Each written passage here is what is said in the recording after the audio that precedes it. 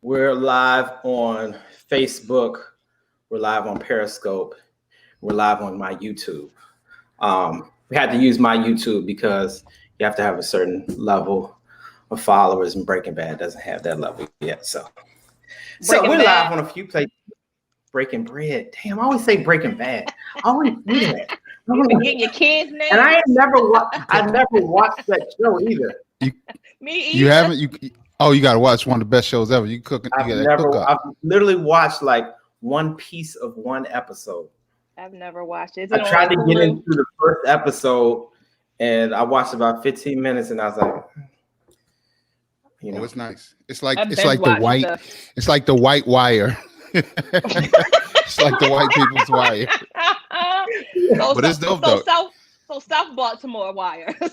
Yeah, exactly. I can only binge watch when I'm out of town and I don't have any kid responsibilities. That's the only time I can binge watch. Otherwise, I'll kill myself trying to binge watch because the kid gets up at 5 a.m. Like, it's not a joke. It's not a joke. Right. Ladies and gentlemen, boys and girls, this is Breaking Bread, the podcast. I am a co-host along Chef Roc Jackson, aka Mr. Fantastic, along with Chef Nicole. We have brought back Chef Nicole of the glorious. I don't know how many entities you got going on right now, but it's only one. It's only one. It's not that hard. We have to have a side conversation about that because I feel like you have multiple ventures going on at one time. Do you want to give your accolades, or you just want to leave it to me saying who you are? It's just me, Black Girls Cook. But you did drop the Bishop of Biscuits. So are you no longer the Bishop of Biscuits? Oh, people know I'm the Bishop of Biscuits. I don't have to say it no more. It just goes along with my name. If you Google me, a biscuit will pop up. The name precedes you. Perfect. Right next to my name. That's what happens. It's COVID. It's the end of 2020. We have come full circle. We have come full circle, and we have brought back. I'm gonna say, and I'm just gonna say it because you're here. I'm gonna say my favorite guest of our handful of guests, Chef Roc Harper. Am I one? I'll take the one of. Am I one of three? What am I? I don't know how many episodes you got, but I'll take it.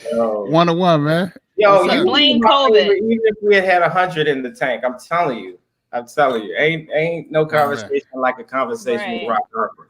Let's get into it. You know, it's always a party when we get in.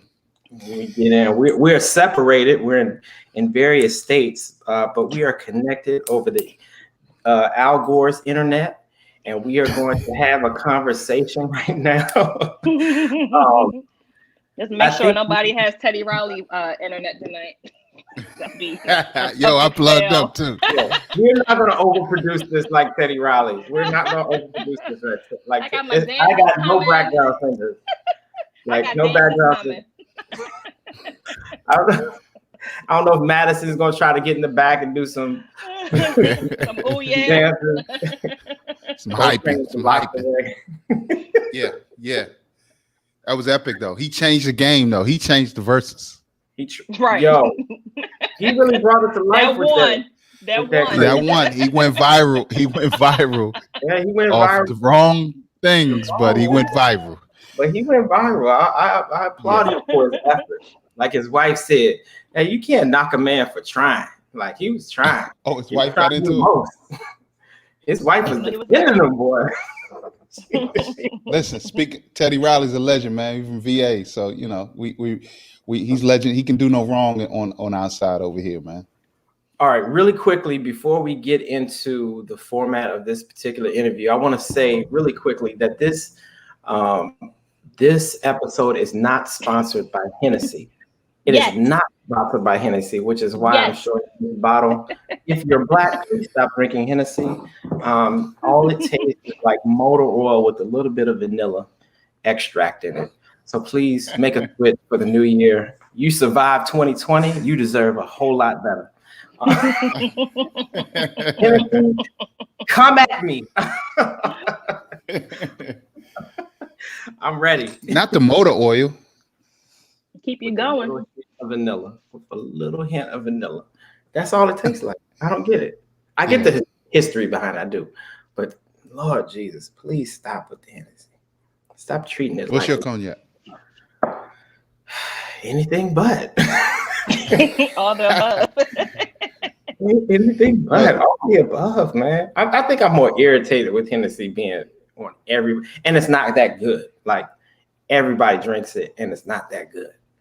That's why. You gotta get a really good strawberry Henny though. Those are really good, depending on who makes them. Yeah. Here we go. Don't roll your eyes. I saw it coming. I did a grown man eye roll. Like, yeah, okay. Whatever you say.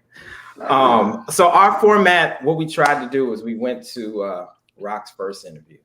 We pulled a couple of snippets that I want to share with you guys now.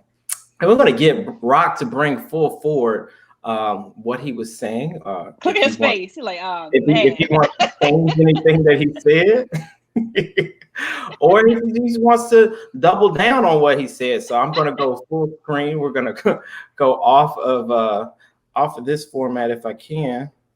It reminds me of like, what was it? Like Wendy Williams, like Jerry Springer or like Ricky Lake when they were like, oh, someone in your life has a crush and they're backstage. Are you ready? Roc looks so uncomfortable. I have no idea what I said. I cannot recall. Take you back. It was a rainy Sunday at Sangria. Yeah. I remember that part. I remember them biscuits and the set.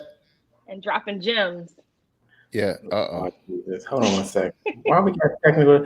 Why is it giving me this whole set of instructions now on what to do to share screen? When before it was just said share screen. Now it says I got to do system. Oh Lord Jesus, this is too much technical work. Teddy Riley. Here I go with the overproduction. Ain't this about a blip? System preferences. How do you do that? What you drinking, Nicole? I'm going light. I'm drinking Prosecco.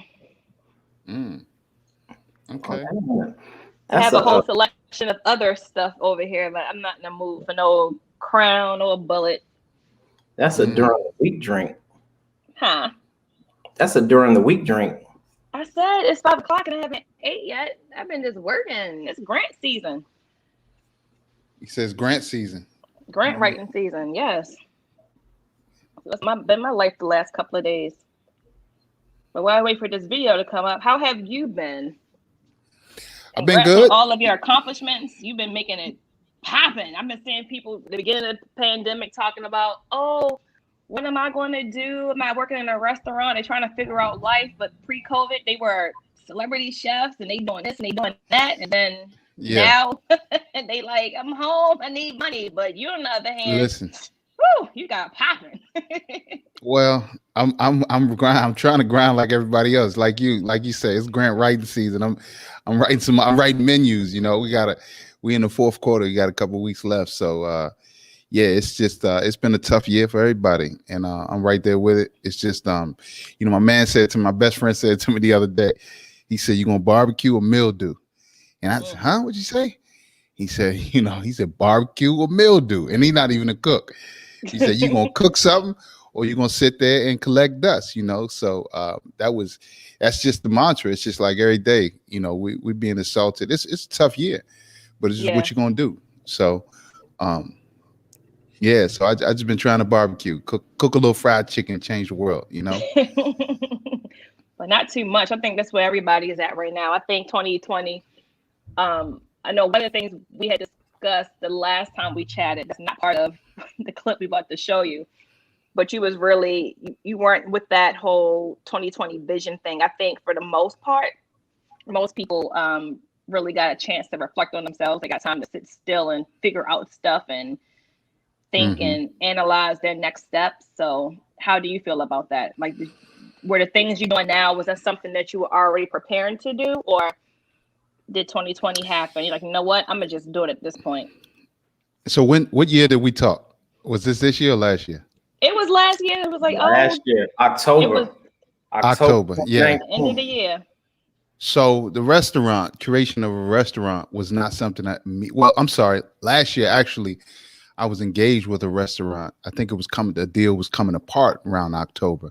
I remember that. Yeah, I was supposed to have a joint in Capitol Hill. Yeah, and it was unraveling. It hadn't quite unraveled. Now it's all the way unboxed right now. It ain't happening. But I think what I was on, and I've always been on, I just pulled the trigger on it. I've been on, like, we have everything we need. Black culture is everything. And how do I put that in the restaurant form? How do I, not even reach for anything, just cook from where I am right now and not be ashamed and not try to upscale Southern it or try to elevate this or to try to conform to some sort of, somebody else's standards of what I grew up on and what people love. So I think that's always been in my heart. And last year or this year, it was just like, barbecue or mildew. Like, what are we waiting on? With people dying, getting sick every day. It's just like, you gonna die? Am I gonna die with all of this stuff in my soul? And the answer for me is nah. So I don't think it's changed much. The application might be changed, but it's a struggle every day. Survival. Like Maslow's hierarchy, out the clothing, right? So I'm trying to get the basics, but also, how do I excel beyond that? So so I don't think I switched up too much. I'm worried about this clip, Let's see. I got the clip ready. You ready, Jay? All right. I is ready to share.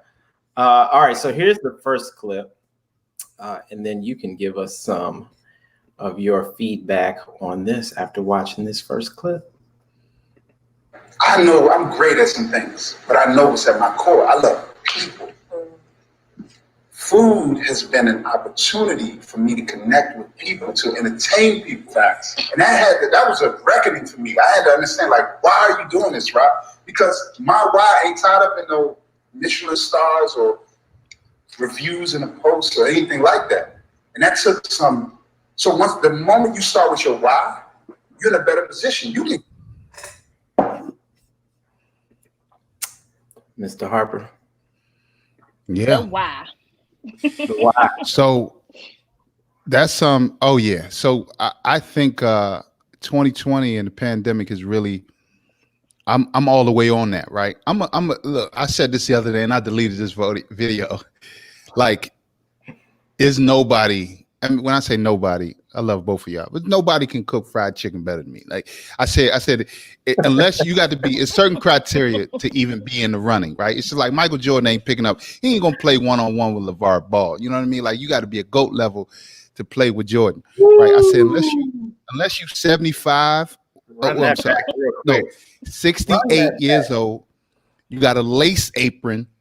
You got at least 3 grandchildren.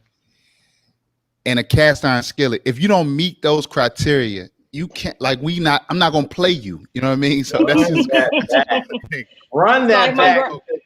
Like my grandmother, R.I.P. I lost her in January. You have to be at a certain level for me to even. I just feel like to enter this chat. I just feel like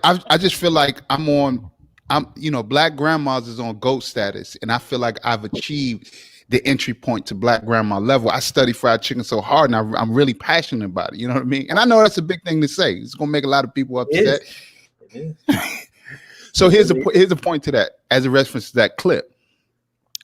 But I'm not doing fried chicken. I think I'm the best, but I'm not doing fried chicken is the smallest part of what I'm doing. And when I really started to think about the why, and I keep going 6 levels deep on why I'm doing something, the why. Like, I have so many ideas, and I always say, well, why are you doing this? And I try to go 6 whys deep. It always comes back to the people. It always comes back to service. And I just love people. Like, I could talk to y'all all night. You know what I mean? The food, like, we all chefs, the food is what sort of got us here. Like, we could use it as a jump off. The name of the podcast is Breaking the Bread, Breaking Bread, the podcast. So the food is just the thing that brings us there. So the fried chicken is just an opportunity for me to talk about me. First of all, to bring people to me, or me to bring the food to them, for me to talk about where it came from. That's like Black women, the disgusting mashup of slavery is how the fried chicken that we know and love in this country was created, right? So nobody was frying chicken like this in this manner before slavery. And it evolved, and there's a bunch of stories like the seasonings and the technique and even the poultry. It came together as a result of slavery. And who was in the kitchens? Like we doing 1 + 1 = 2. Who was in the kitchens? Black women. So my chicken is it's just an opportunity to tell that story to everybody, but also for us to lean into like and be proud of the same way that Italians, you know, not all Italians, but a lot of Italians are proud of pizza and pasta, and they have, you know, Sunday supper and sauce. It's all about the people for me. So how can I bring Black people to fried chicken, or other people to know and love our culture and for something to be proud of? So yeah, I stand behind that. I'll double down on that comment. You said bring Black people to fried chicken and bring other people to fried chicken. Which one is more important to you? People or Black people? So me, well, so I think I'm good. I'm really proud of my culture. But first, it's not an either or, but the priority is myself, right? To know and love every part of my culture. And I don't want to get too deep, but to answer your question, it's important for me, for us, right? I say us Black folks, and for real, Black men, right? Because especially we're all chefs here. And I don't know about y'all, but I know I've been hit with this sort of decision. It's just like, I don't want to be pigeonholed into everybody thinking I'm a Black chef, right? Because Black cooking, so-called soul food, Black food doesn't get you the accolades, the Michelin stars, the James Beard Awards. Mm-hmm. Prior to the last, 5 years, like you've been told, like, nah, it's not gonna get you that way. So we got to be proud of it. We can cook anything we want. I got, French friends, Italian friends, like you got people from all different cultures, Mexicans, El Salvadorians, Guatemala, that cook. You can cook whatever you want. But the last thing one should be is ashamed, right? So it's just weird that we got this thing that's everybody loves, but Black chefs say, and Black people say, I won't eat that in public. You know what I mean? Famous friends that I have that won't eat Black fried chicken in public, like with the bone. Yeah. Because of the stereotype. So to answer your question, it starts with us, for me. Word. And I like that, what you said, because that was one of the things I had time to like think about this summer, even with Black Girls Cook. I think in the past, when we've had guest chefs that come in and teach the girls, it's always been based off of what that particular chef's experience and background is in. But to me, it was important to teach the girls the reasons why certain foods get on their table. So the new curriculum that we have, it focuses on how certain foods got here through the transatlantic slave trade, and give them that Black history and make them understand the reason why we eat black eyed peas on New Year's Day, and how, like, why watermelon was actually a freedom food, but it's become a stereotype because of how we were successful with that. So I definitely believe it's an education for us as well, for people to have pride in what our ancestors actually contributed to American culture. Yeah. Oh, I love it. I love it. And the Black girls are really super important. I mean, I don't say super important. That's so like, it's just the fact that like Black girls cook exists in the work that you're doing. To me, it starts with our girls and our women, because far too often, if you look at the mammy stereotypes, if you look at Aunt Jemima, or just the caricatures of what like the negative stereotypes of Black women, it's important for them, for all of us, to understand her contribution to our food and our survival and our success. Right? It's not just this old worn down story. It's just this like, damn, y'all some dynamos. You know what I mean? Like, how we gonna change the narrative? Just say they did that. All these people that's sitting at home right now, you know what I mean? Like cooking, and everybody like, we cooking 5-6 days. I'm looking at like, Slim, my mama did this by herself. Right. I'm ready to throw in the towel. You know? So we gotta reclaim those stories, and we gotta tell them like, you are the world. And for me, it's this little small thing, right? Of this small portion of our culture and our history is fried chicken. Love it. Love it. I don't think you could have said it better. I agree completely. Let me play the second clip for you. You tell me what you think about this one. I know. Let me get my next snack. Here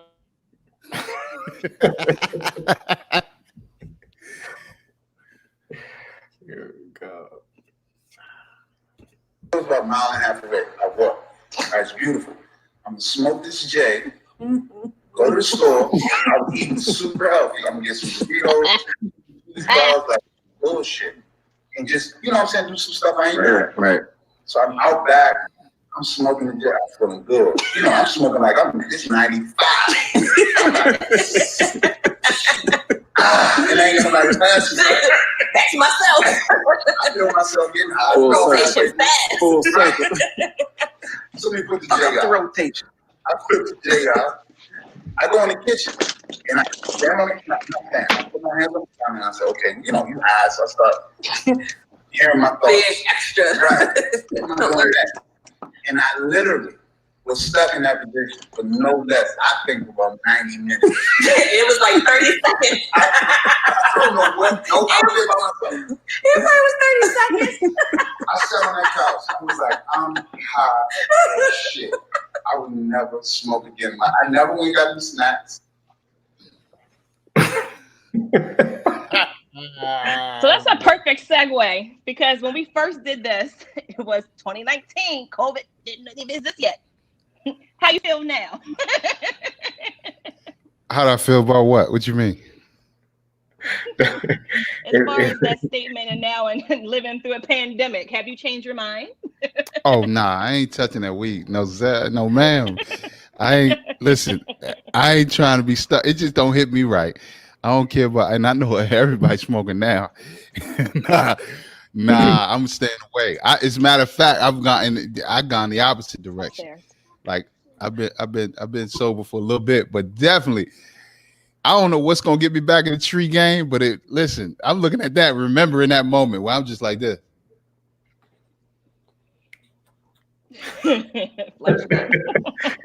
I mean, I was stuck, bro.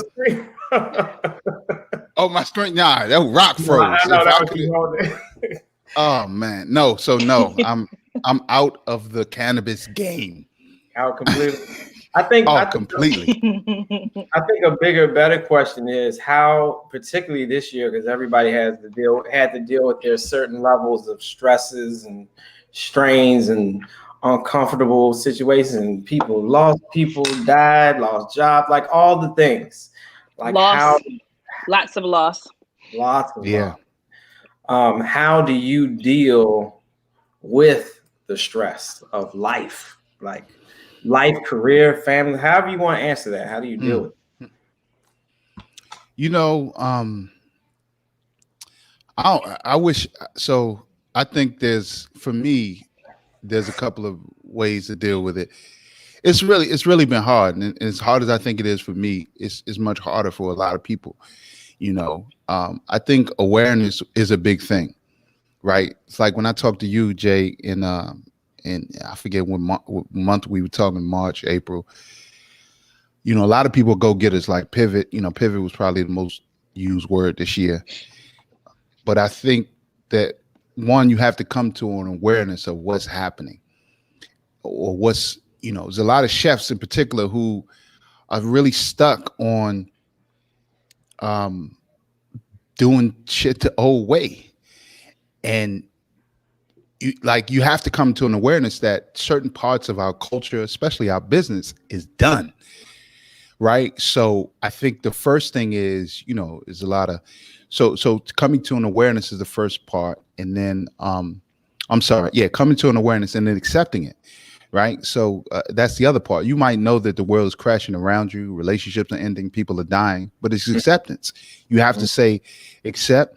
And then comes it's accepting your feelings. You know what I mean? Like some people feel like failures. I know I felt like a failure sometimes. I felt sad. I felt angry.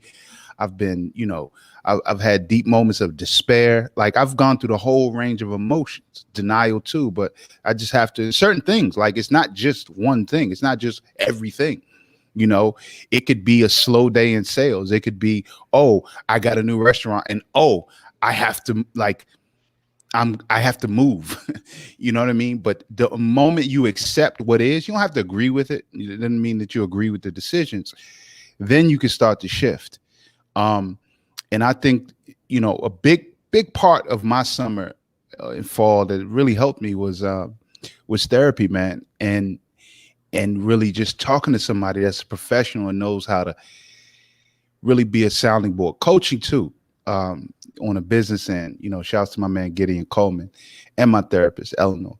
But I think having someone that's not your homeboy or your girlfriend, that you can have a professional sounding board, somebody that can actually walk you through the crap that you're going through, because we all been through a lot of crap and we process that trauma, especially a black man. I'm like, I got it. You know, barbecue a mildew, I'm going hard, you know. Nah, bro. That shit, you know, we got to cry sometimes, you know what I'm saying? So anyway, just going through that acceptance, awareness, acceptance, and then moving. And then you do have to hustle. Like, it's fourth quarter. Like, we got to go. Let's go.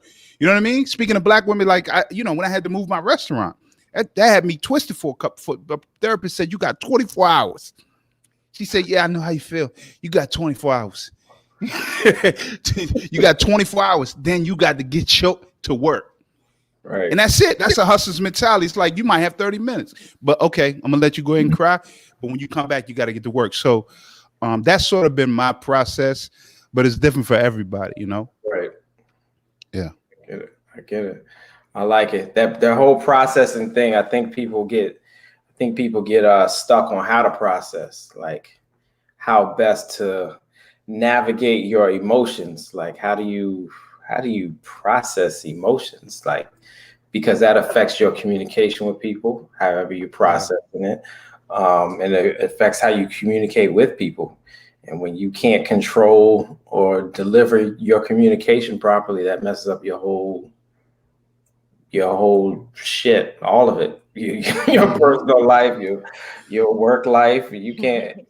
So I think processing, how to learn how to process is like this big thing. And I think we should find some normalcy in particularly speaking on, like, used to be taboo to say you have a therapist. I have a therapist. You have a therapist. Like, it's common. Like, it's not particularly with Black people. That's not a shameful thing to have a therapist. Like, people to help you work through your emotions. I'm all for it. Slim, especially with us. Or having emotions. I feel like it's hard for guys to even announce that they're going through something because they don't want to seem like they're not being masculine. So, like, for you, actually both of you, I mean, we all going through a pandemic. We've all gone through struggles and struggles. How do you feel like communicating to people how you're actually feeling? Do you feel like it makes you less of a man, or do you think it's like a cultural thing that makes you feel like you can't communicate how you really feel about whatever's happening? Yeah, I'll be honest, like, completely transparent. Absolutely. Like, it is a struggle. You know, I text sometimes and it's a struggle for me to say, you know, the words to say I'm sad. And you don't have to overshare, right? You don't have to tell everybody everything. And I never want to feel like a burden to anyone, right? That's another man thing. Like, I don't want to, you know, I can handle myself. Right. But the actual stating, even journaling or writing, or for me, recording, stating like sadness or hurt, right? These different parts of pain or these different emotions, definitely at times, and still do, I still struggle with how my manhood in that space. Like, oh, I'm saying I'm sad. Like, what does that mean? I'm less of a man, or I'm hurt. So I've struggled with it. But the freedom for me, you know, it's always like it's not about just, you know, tied up in other people's perception of me. It's how I view myself and really being honest, right? I don't mean nothing about me as a man if I say I'm sad. So yeah, I struggle with that. I don't know about you, Jay, but I've struggled with it. And it's still a continual struggle for me. Yeah. Every black man struggle with that. That's not even a question. It's gonna be whether you admit it or not. Like I think it's literally impossible to not be struggling with stuff and dealing with stuff. And your go-to is to go, I got it, no big deal. You tuck it in, tuck it away, you lift your chin up, and you just chuck it up, Negro. Chuckle it up. Yeah, chuck it up. Right. How many times I've heard that in my life? So, I mean, and I don't know any black man or man that hasn't dealt with that before. So, that's that's something you either admit or you don't admit, but it's always there. So, I think it's good to have the freedom to admit. After somebody does something, you find comfort in being the second or the third. So it's always being that first person that you like. It's always the difficult thing. But once somebody does it, then you're like, oh, okay. Either it can be done or it's okay to do it.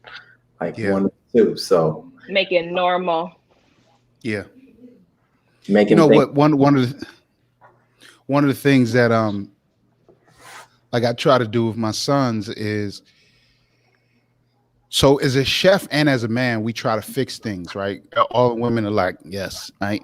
So we do the fixers. Woman come home and she like, oh, this happened to me. I think some comedian talked about like, you talking, and you like, okay, well, why did that happen? We trying to A plus B, like we want to get to it so we can figure out how to fix it or help you fix it. Well, all you got to do is tell Yolanda this. You know what I'm saying? Why? And what the woman needs is, I don't need you to fix nothing, Slim. I just need you to shut up and listen. I just need you to hear me. You know what I mean? And it took me a long time to understand that. They don't really always need to fix it. Unless they ask you. I have to ask myself, did she ask me for a solution? Nah, bro, she just venting. And that's that might be her language in the moment. So with me and the chef, that's our job. We are fixers, right? So with my sons, right? I have a 20-year-old son and a 10-year-old son. It's really important, and I've learned this over the last few years, but it's really important that we acknowledge, even with self, we acknowledge that, if he says, oh, you made me angry, or that what you did made me angry, I'm not trying to justify or defend anything. I'm going to just affirm his feelings, right? So I think you can do that in anything, because the thing is, I want for him to be able to process, like you said, Jay, process those feelings. That's the most important part. It's not about getting to a solution. We always want to go to the end. So I try to do that. Like, just get it out. You know what I mean? Like, forget the fix, but just acknowledge your feelings, and therefore you're not pushing them down and they don't burst out in his anger. And we got some work to do always. Before, I wasn't taught that as a young black man. It was just like you said, chuck it up, Slim, let's go. We ain't nobody got time for your tears or your feelings.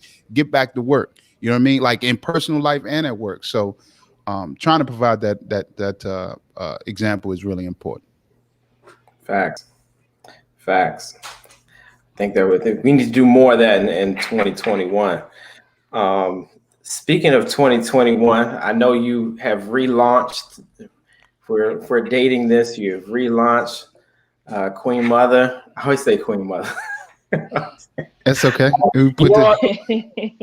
Because I'm thinking about that show. When I say it, I'm thinking about that. Anybody know that show? Is it called Queen Sugar? Queen Sugar, yeah. Queen, I always get those two mixed up. Like I Queen binged Sugar, that Queen Mother, Queen Sugar, Queen Mother. Like it's the same. Like it has the same feel to it. Like we got the show coming too, so it's all good. Yo, you need to. I'm telling you, the T-shirt. You need. Keep talking to me about T-shirts, man. On the shirt. Yeah. I'm about to come up with a name for being the shirt king in a minute. Like you don't understand. Slim, let me tell you. Look, before you get to the, if y'all don't know, this we 30 minutes in. This man done got 3 T-shirts already on the website probably. By the time he click, right. 3 quotes. Like 90 posts. I'd be like, the Slims. I literally look like, is he sleep? Bro, you fast with it, man. All respect, all praises due to the energy that's coming through you. That's how you catch the momentum, man. Gotta get them while it's hot. It's called that impulse buy. I'm king of the impulse buy. The king of the being a impulse social buy. media director. So fast forward, you relaunch your MVA. Tell me what the goal is. Like, what is our objective here? What's the 2021 forecast? What are you trying to do?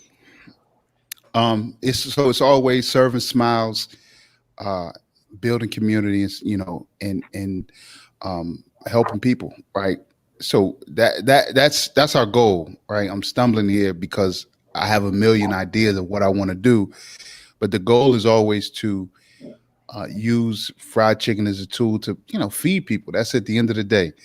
But in addition to that, we really want to tell some stories of the culture. So I just want to serve as many chicken sandwiches and expand the menu, help as many people as I can through employment, the people I purchase from, right? The shows that we make.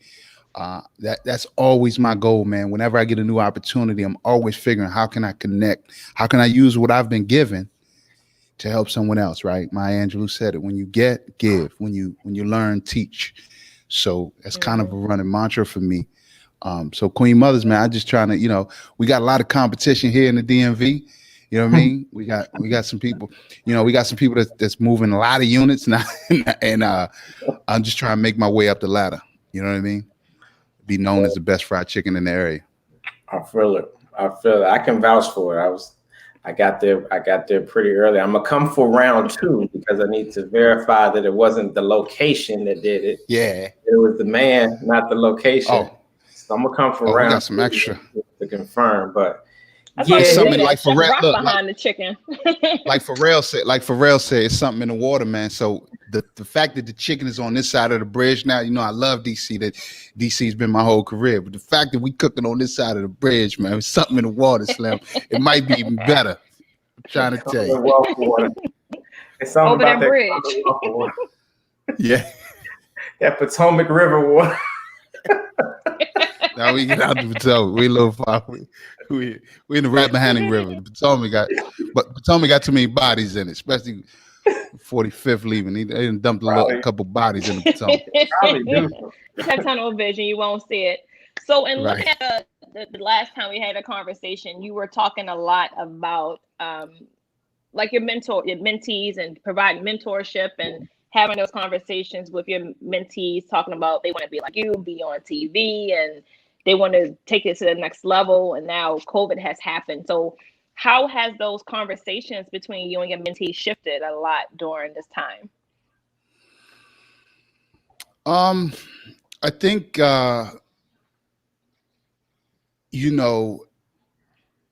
so I still talk to several youngins. I don't say youngins, but just people who I try to help. And I think it shifted in the sense that it's always been the same. Everything is possible, but I think that COVID has really put a magnifying glass on. It's an old cliche, but it's just like, today is all you got. And like, go hard. Like, let's go hard. But let's not go hard on a million things. Like, do the one thing. Like, what do you love? You know what I mean? Like, so many of my friends have lost their businesses. So many, a couple of my dear friends have lost their like one of my homies lost his father in another country and he wasn't able to see his father. And it's just like, what are you waiting for? Right? I understand we have to have food, clothing, and shelter. Right? I get it. But after that, after the 9 to 5, what you doing from 5 to 9 or 5 to midnight? Like, oh, I want to be a painter. Why you not painting, bro? Oh, but John, I don't want to hear all that, man. Like, we gonna be dead one of these days. Tomorrow is gonna be the last day. That's just inevitable. COVID ain't never changed.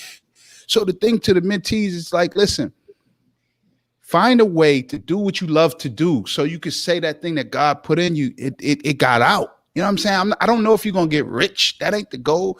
But one of your, if not your only goal, is to do what has been put inside of you, no matter what you believe in. So with the mentees, it's the same thing. Like, what do you love? Oh, chef, I want to be. I don't want to hear all that. Like, don't give me the resume, Slim. I ain't trying to hear all of that. I'm talking about when you was 12 years old, when you just sit and daydream. What you dreaming about? And then how can we do that? Like, how can I help you do that? Well, you know, I really wanted to be a professional skateboarder. Okay, Slim, get out there and rip and rail or whatever y'all do. But that's not and we always want to make it perfect, right? And I suffer from this too. You know, I call Jay and but one thing I love about both of you, like, y'all just get it done. You know what I mean? So that's the mantra. It's just like, you gotta get your gift out. You gotta forget the camera. So that's the main goal with all the mentees. It's like, what do you love to do? Oh, okay. Now let's figure out how to do it today. Right now. Get started. Absolutely. It's the saying, you said, say you want to get something done, give it to a busy person. They'll get it done. Like, busy people know to get stuff done. Like, that's just my reality. Here's the last question I want to ask you. I want you to fast forward this time next year. Give me a broad scope of where you think things will be, the world, where you will be. Just fast forward 1 year today. What will you be celebrating? This is not necessarily a time for you to give affirmations, but I like people to speak things into existence. So I like to see. I want to see where your mindset is for your 1 year from now perspective. Where will Roc Harper be in terms where of we things? Traveling to? Yeah. That too. Well, that too. Well, we had some. That's a big question, man. I'm gonna try to answer it pointedly. Queen mothers, you know, I've seen a lot of these lists come out, and we got a couple problems with some of these writers. You know, they and their taste buds. So now I'm gonna let them flex for another 12 months. But next year we will be hands down the best chicken sandwich in the DMV, like the VMD, I might have to call it now. So that's like a goal. True. I gotta put the VM. So that's the goal. Oh, the VMD. We're gonna have it on a T-shirt by the time we go to sleep. Watch. I absolutely will not do that. I absolutely will not. Okay. So, you know, I mean, yeah, I'll get massacred. But look, I think so my birthday is in like a few days, so I'll be celebrating another year of life. Thank God, 40, 45 coming up.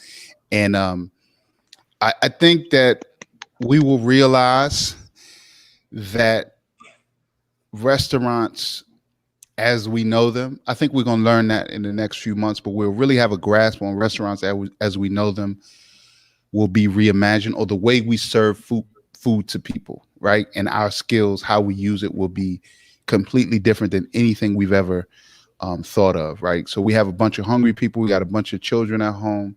We have a bunch of unemployed cooks, and we got a bunch of food that's local, that's going in the ground, underused, underutilized. So how do we connect all of that, right? How do we take all of these great chefs and cooks and all these people in the hospitality industry and use their skills in other ways? So I think that we're going to reimagine something that's going to be great. And I think we'll be coming into some sort of happiness of like, oh, wow, I didn't think that would be possible. So, but yeah, personally, it's all about the chicken for me, man. Best fried chicken in DC. Singular focus. BDM. Yeah, in the VDM. Like a disease, don't it? Yes. You're going to catch a lot of heat off of that. I catch the start of real VA versus DC beat. No, I can't do that. There's a reason that already. at the end. Say the best for last. You did. Yeah, you say the best for last. There's a reason that the V is at the end, my brother. Hey, I'm trying to get some of that Commonwealth. It's like, you might want to change it to CW as opposed to a V. And that's all I call VA is the Commonwealth. It's got its perks too, almost. Yeah. Oh, man. So we're waiting on you to rebrand our concept, because the only time I really went to Virginia was for like Kings Dominion, Black College Day. So now in 2020 and moving forward, we waiting on you to rebrand our thoughts of the VA. Absolutely, and I think a big thing is no pressure. Nah, I'm good with that. I love the pressure. I perform way better under pressure. The big thing about that is We just got to figure out the transportation or the logistics. But I think that, you know, this whole delivery thing is just going to go. It's just going to be, you know, people are not going to come out of this and say, oh, I don't want stuff delivered to me anymore. I want to go to the 4 stores. Or I want to go. Like, we're going to get used to things coming to us, and that's only going to get better. So a big part of it is chefs have to figure out, how do I deliver this experience to people that can't have it in my general neighborhood? And so, you stay in Baltimore. I got you. We're going to bring VA to you, fried chicken. And we got to figure it out. But how do we do that? How do we deliver through the mail, through cars? How do we deliver these experiences in people's homes? Yeah. Or how do we just stay, hyper local? I don't know, but we'll figure it out. You got it. I have faith in you. Hey, if you figure that out, I'll let you put the V first. Y'all heard it. Goes first. And I'll put it on the king t-shirt for you. The king of t-shirts. All right. On my dime. You figure that 21. out. My dime t-shirt, custom made. I'm gonna make it in gold thread, like satin sleeve. And it says the V always goes first. Yes. Yeah, the V always. There you go. Slim from the DC guy. Y'all heard it. On Breaking Bread. First. That's going. And you got to wear it too. You got to wear it for at least a day. Oh yeah, I'll wear it. I'll sell it. Right. He's taking notes. He's writing something, sketching. I'll sell it and give you all the ditty of cooking. Ditty of cooking. Get that man to midnight. Why? It's gonna be a whole product line. It's gonna be masks, backpacks, lunch bags. You gave the slogan up already. You said the V goes first. I ain't even gotta do nothing but make the design now. I don't have to put no brain work behind that. That's easy. I love it. My brother, thank you for your time. I really appreciate it. We really appreciate it coming full circle. I do want you to take a second and plug all of your things. Tell people how to connect with you best. Tell people how to experience your experiences best. Give them what they need to know to connect with you and stay connected. Go to Roc Harper on Instagram or Queen Mothers DC. we got to figure that little handle out. But those are the best places. We're also on Facebook as well, on both Roc Harper and Queen Mothers DC. But there you can find out all the information. And if you're in the area, come on through Arlington, Virginia, 918 South Lincoln Street. And Tuesday through Friday for lunch, we got the best fried chicken sandwich this best fried chicken sandwich north of the Black Grandma in Atlanta. So yeah, that's where you can find it. Everything up 95 I got. Right. Right. Appreciate y'all, man. Thank you so much. I appreciate it. Y'all I love Breaking Bread. Yeah. Thank you. Do appreciate you. That's another one in the books, Nicole. I know. We getting it. Thank you, everybody, for watching. We'll catch you on another one. We have no taglines at the end. We will only say goodbye. Be well. Stay safe. Stay healthy. This has been Breaking Bread. We'll catch you soon.